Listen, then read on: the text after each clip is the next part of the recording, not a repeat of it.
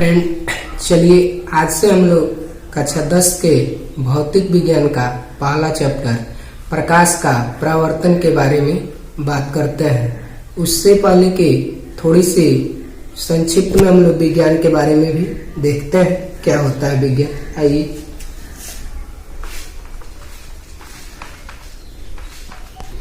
विज्ञान को इंग्लिश में हम लोग साइंस कहते हैं।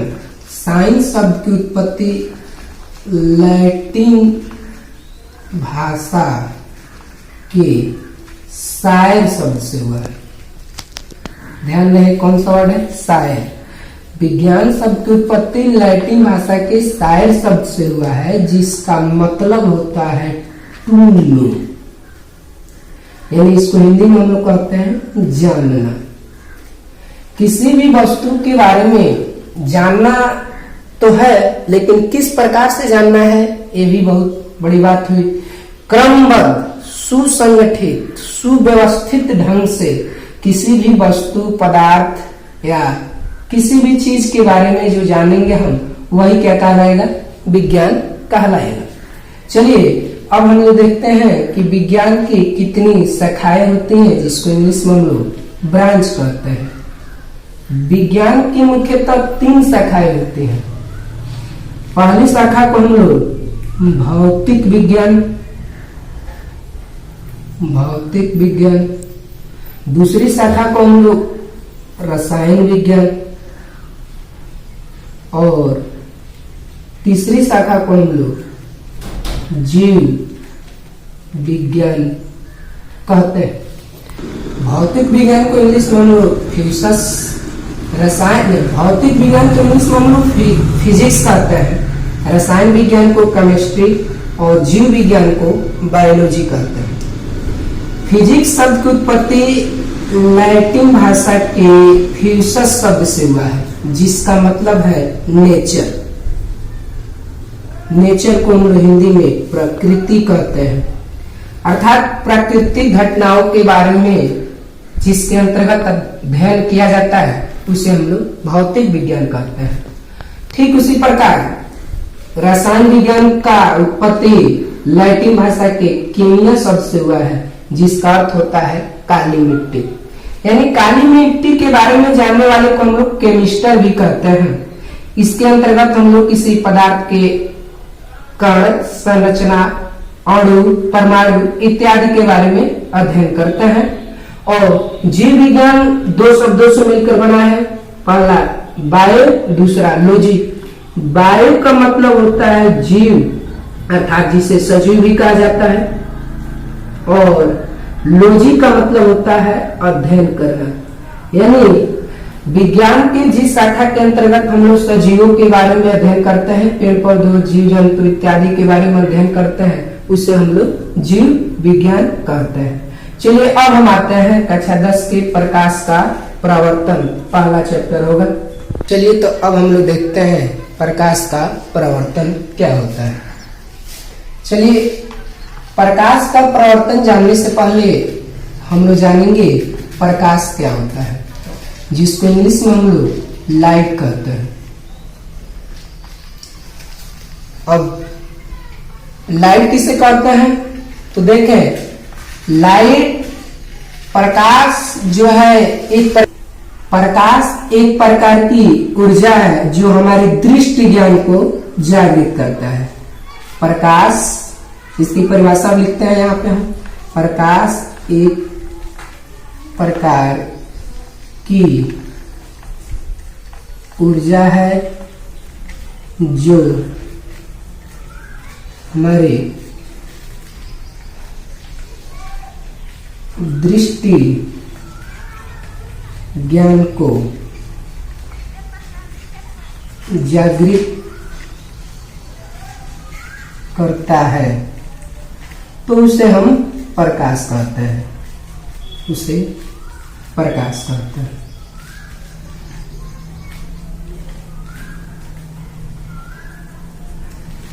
प्रकाश के बारे में एक और परिभाषा है, ऐसे भी आप लोग बोल सकते हैं, ऐसे भी कहीं कहीं किताबों में लिखा होता है कि प्रकाश प्रकाश व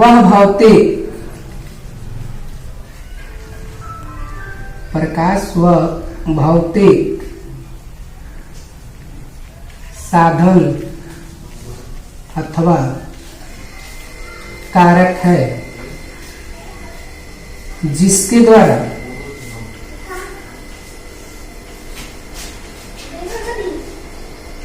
हम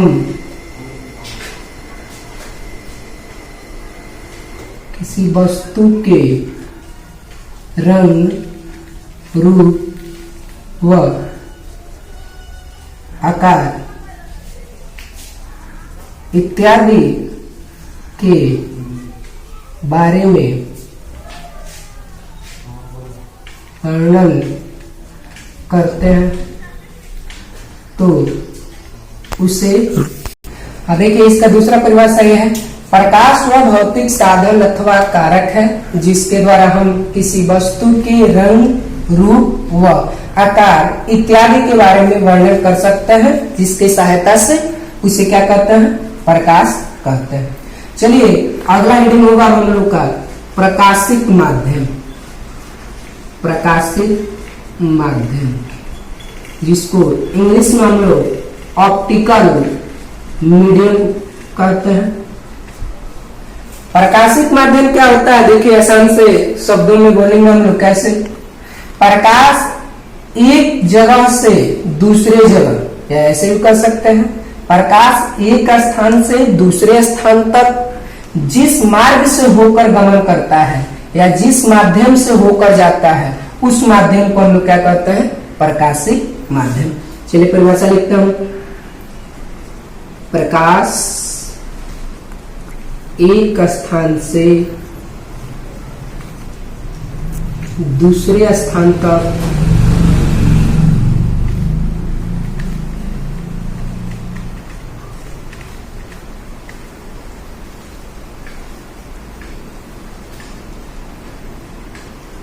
जिस माध्यम से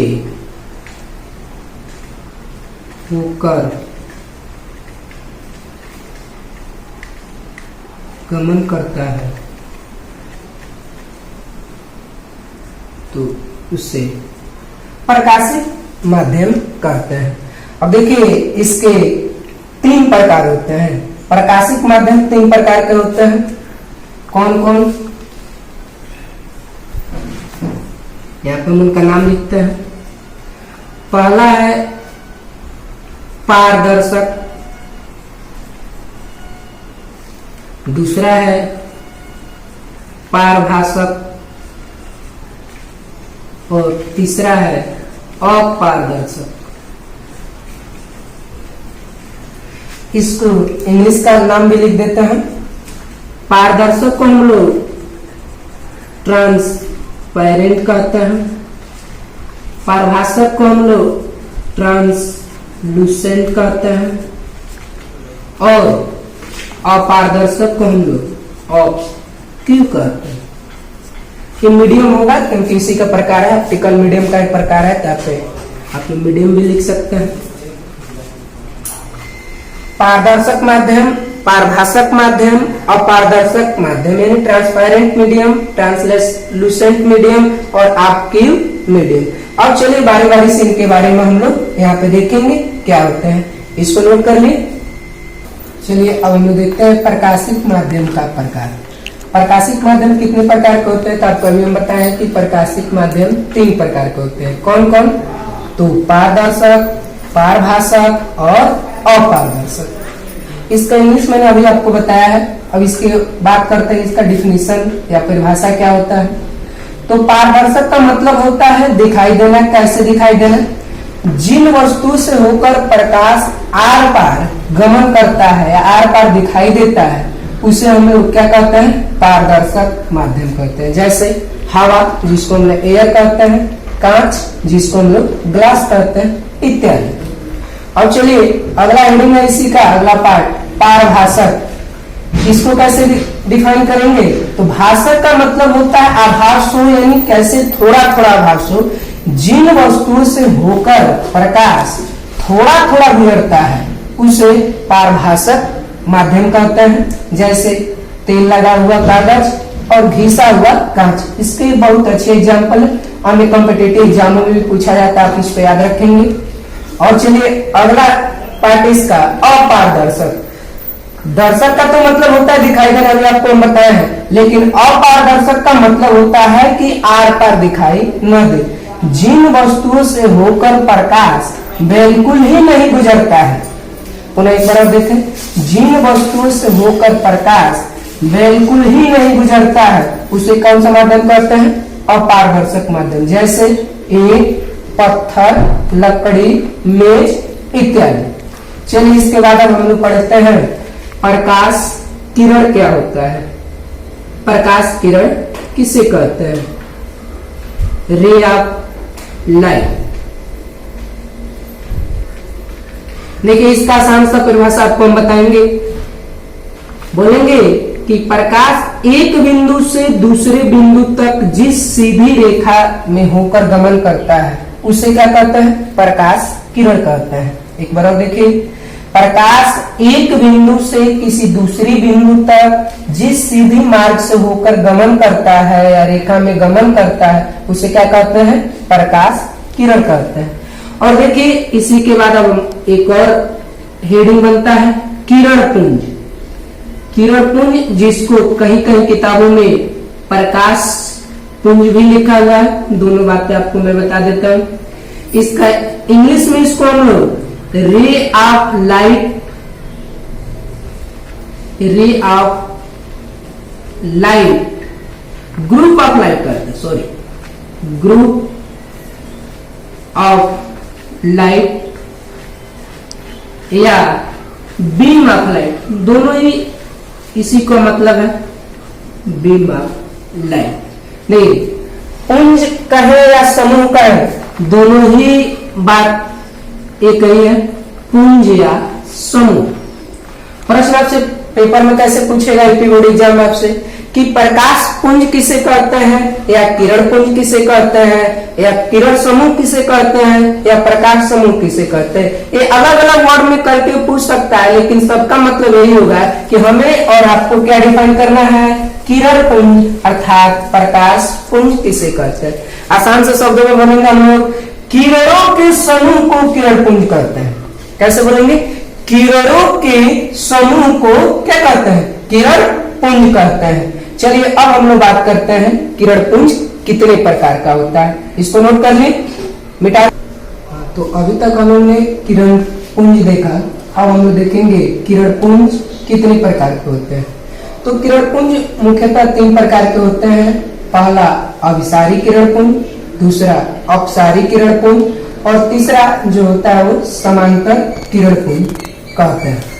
अब चलिए बात करते हैं कि अभिसारी किरण पुंज क्या होते हैं, अपसारी किरण पुंज किसे कहते हैं और समांतर किरण पुंज किसे कहते हैं। हम लोग देखेंगे एक एक करके। अभिसारी किरण पुंज किसे कहते हैं? अभिसारी को हम लोग अंग्रेजी में कन्वर्जेंट रे कहते हैं। कन्वर्जेंट का मतलब होता है इकट्ठा होना। कन्वर्जेंट का मतलब होता है इकट्ठा होना। और इकट्ठा होना यानी किसी एक बिंदु पर इकट्ठा होंगे। क्या इकट्ठा होंगी? तो किरण इकट्ठा होंगे। तो इन्हीं सब सारे शब्दों को मिला के आप परिभाषा बना सकते हैं। वे किरण अथवा किरण पुंज जो किसी एक ही बिंदु पर आकर के इकट्ठा होती है या मिलती है, दूसरे शब्द में ये भी लिख सकते हैं इकट्ठा होती है या मिलती है, तो उन्हें हम अभिसारी किरण पुंज कहते हैं। यहाँ पे आपको चित्र दिखाया गया डायग्राम कि सारी किरण आके कई बिंदु पे क्या हो रही है? कन्वर्जेंट हो रही है, इकट्ठा हो रही है। चलिए अगला पढ़ेंगे हम लोग अपसारी किरण पुंज। इसको भी इसी तरह डिफाइन करेंगे। अपसारी को हम बता दें आपको इंग्लिश में डाइवर्जेंट रे कहते हैं, डाइवर्जेंट रे। और डाइवर्जेंट का मतलब होता है फैलना। अब यहाँ पे जो प्रकाश किरण एक बिंदु पर आकर इकट्ठा हो रही थी तो हमने कह दिया कि अभिसारी किरण पुंज बोलते हैं।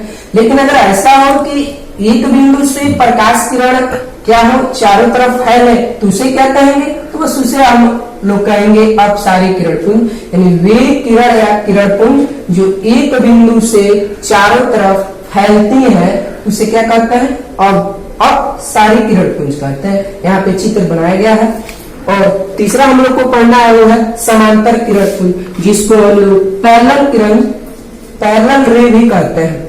इसका भी परिभाषा आसान है, वे किरण अथवा किरण पुंज जो परस्पर एक दूसरे के समांतर होते हैं। क्या होता है, शब्द पे ध्यान देंगे, वे किरण या किरण पुंज जो परस्पर एक दूसरे के समांतर होते हैं उसे हम लोग समांतर किरण पुंज कहते हैं।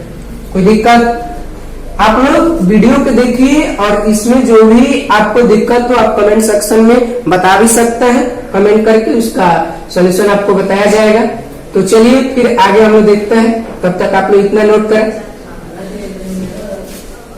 चलिए अभी तक जो कुछ भी हम लोग पढ़े उसको पुनः एक बार रिवाइज कर लेते हैं, पुनः शुरू से देखते हैं कि प्रकाश क्या होता है। अभी आप लोगों को बताया गया है कि प्रकाश एक प्रकार की ऊर्जा है जो हमारे दृष्टि ज्ञान को जागृत करता है, यही बताया गया ना। और दूसरा परिभाषा इसका आपको ये बताया गया है कि प्रकाश वह भौतिक साधन अथवा कारक है जिसके द्वारा किसी वस्तु के रंग, रूप व आकार के बारे में वर्णन करते हैं, जिसकी सहायता से मदद से उसे प्रकाश करते हैं। उसके बाद हम लोग इसी कड़ी में अगला हेडिंग जो पढ़े वो था प्रकाशिक माध्यम, जिसको हम लोग ऑप्टिकल मीडियम भी कहते हैं। प्रकाशिक माध्यम किसे कहते हैं, तो इसको आसान से लैंग्वेज में आसान शब्दों में व्यक्त करेंगे हम लोग कि प्रकाश एक स्थान से दूसरे स्थान तक, एक स्थान से दूसरे स्थान तक जिस माध्यम से होकर गमन करता है, प्रकाश एक स्थान से दूसरे स्थान तक जिस माध्यम से होकर गमन करता है उसे हम लोग क्या कहते हैं, प्रकाशिक माध्यम कहते हैं। और पुनः इसके तीन पार्ट होते हैं, तीन प्रकार होते हैं। पहला जो आपका है पारदर्शक माध्यम, दूसरा पारभाषक माध्यम और तीसरा जो है आपका अपारदर्शक माध्यम। यहाँ पे अंग्रेजी में इंग्लिश इसका नहीं लिख रहा हूँ, आपको पीछे बताया गया है, फिर बोल देता हूँ। पारदर्शक माध्यम को हम लोग ट्रांसपेरेंट मीडियम, पारभाषक माध्यम को हम लोग ट्रांसलूसेंट मीडियम और अपारदर्शक माध्यम को हम लोग ऑप्टिक मीडियम कहते हैं।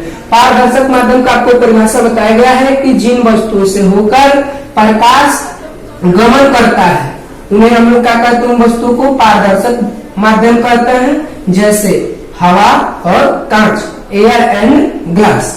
पारभाषक माध्यम को उसी तरह बोलेंगे, भाषक का मतलब थोड़ी थोड़ी गमन करे, इसको ऐसे बोलेंगे जिन वस्तुओं से प्रकाश थोड़ी थोड़ी गमन करती है उसे क्या कहते हैं, पारभाषक माध्यम कहते हैं, जैसे तेल लगा हुआ कागज, घिसा हुआ कांच। और इसका एक अन्य एग्जाम्पल में होता है गंदला पानी, जिसको हम लोग डर्टी वाटर बोलते हैं। और तीसरा आप लोग देखेंगे अपारदर्शक माध्यम, इसको ऐसे बोलेंगे, पारदर्शक का तो मतलब हुआ कि आर पार दिखाई दे, लेकिन अ अलग जाने से रिवर्स हो गया, इसका परिभाषा अपोजिट बनेगा पारदर्शक का। कैसे बोलेंगे हम लोग, जिन वस्तुओं से होकर प्रकाश पूर्णतः गमन नहीं करता है उसे हम लोग क्या कहते हैं, अपारदर्शक माध्यम कहते हैं, जैसे ईंट, पत्थर, लकड़ी, कोयला, मेज इत्यादि।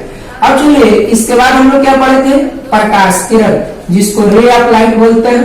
बोलेंगे कि प्रकाश एक बिंदु से दूसरे बिंदु तक जिस सीधी मार्ग से होकर गमन करता है उसे हम क्या कहते हैं, प्रकाश किरण कहते हैं। अब चलिए इसके बाद एक हेडिंग पढ़े थे हम लोग प्रकाश पुंज या किरण पुंज। इसको बीम ऑफ लाइट या बीम ऑफ लाइट या ग्रुप ऑफ लाइट के भी नाम से जाना जाता है। प्रकाश पुंज क्या है, पुंज का मतलब अभी हम बताए, इसका दूसरा एक शब्द कहीं कहीं प्रयोग हम लोग कर लेते हैं, समूह। बोलेंगे क्या, किरणों के समूह को किरण पुंज कहते हैं, किरणों के समूह को किरण पुंज कहते हैं। अब किरण पुंज कितने प्रकार के होते हैं, तो किरण पुंज मुख्यतः तीन प्रकार के होते हैं। कौन कौन, अभी हम लोग पढ़ के आए पीछे, अभिसारी किरण पुंज, अपसारी किरण पुंज, समांतर किरण पुंज। चलिए एक बार और बता दिया जाता है आपको। अभिसारी को इंग्लिश में बोलते हैं हम लोग कन्वर्जेंट, और कन्वर्जेंट का मतलब होता है इकट्ठा होना। क्या बोलेंगे, वे किरण पुंज जो एक ही बिंदु पर आकर इकट्ठा होती है या मिलते हैं। देखिए दोनों ही वर्ड एज इट इज एक जैसा है, इकट्ठा होना या मिलना। कहाँ पे, तो किसी एक बिंदु पे पार्टिकुलर पॉइंट पे आके जो रे आपको मिलती है, इकट्ठा होती है, उन्हें हम लोग अभिसारी किरण पुंज कहते हैं। और अपसारी को इसके रिवर्स परिभाषा होगा, यानी अपोजिट बनेगा। अपसारी को हम लोग डाइवर्जेंट कहते हैं, डाइवर्जेंट का मतलब होता है फैलना। वे किरण या किरणपुंज जो एक बिंदु से फैलते हैं। अभी यहाँ पे आप लोग को दिखाया गया है कि एक बिंदु पर अगर आके इकट्ठा होती हैं तो उसे हम लोग कहेंगे क्या, अभिसारी किरणपुंज। और एक बिंदु से फैलती हैं, एक बिंदु से फैलती है तो उसे हम लोग क्या कहेंगे, अपसारी किरणपुंज। और इसके बाद हम लोग पढ़े हैं समांतर किरणपुंज। तो समांतर किरणपुंज क्या होता है, वे किरणपुंज जो परस्पर एक दूसरे के समांतर हो, परस्पर एक दूसरे के समांतर हो, उसे हम लोग क्या कहते हैं, समांतर किरणपुंज कहते हैं। आज के लिए इस वीडियो में इतना ही काफी है। जो भी आपको कहीं पे डाउट हो आप हमारे कमेंट सेक्शन में कमेंट करके आप हमसे जवाब उसका ले सकते हैं। और फिर हम लोग अब अगले डे पे मिलेंगे। यही इसके बाद प्रकाश का जो अगला हेडिंग है दर्पण, जिसको हम लोग मिरर कहते हैं, उसके बाद हम लोग चालू करेंगे। तब तक आप हमारे साथ जुड़े रहने के लिए आप हमारे चैनल को लाइक, सब्सक्राइब एवं अपने दोस्तों के साथ शेयर करें। धन्यवाद।